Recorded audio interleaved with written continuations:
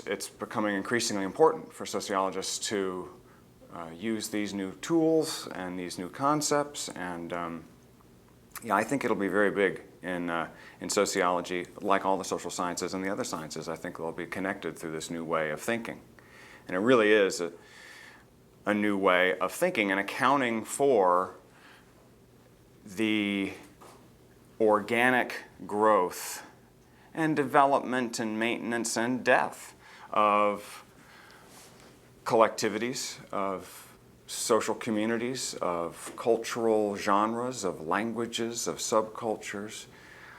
For me, it hit me sort of square in the eyes, the cross-disciplinary nature of this sort of organic growth that we would call complexity, that I would.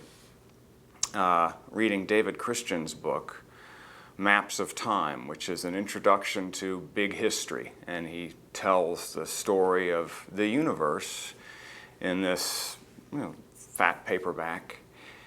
But he gets to cities, maybe a third of the way into the book, and at the end you get 100-year and then 1,000-year and then I think maybe a 100,000-year sort of forecast in the future.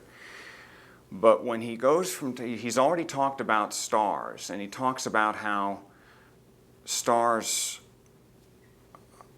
amass and how they originate. And then later on he talks about cities. He talks about how cities are born and maintain their pattern. And about what happens in cities, it seems very similar to what happens in stars, where you get that much concentration of people or energy, and at the center of stars, new complex interactions occur, higher chemical elements are created there. It's very similar to what happens in cities, with the density of populations creating possibilities for new markets, new niches, sort of in that ecosystem, that social ecosystem. And I wasn't the only one to notice this. It's noted by other people in Christian's book, and they comment on it, and he comments on it. But that's where it hit me, that there's something here that is not just necessarily social and even human, but that it may be something about how information is processed, about how energy is processed and refined, and about something to do with entropy, creating possibilities for new combinations.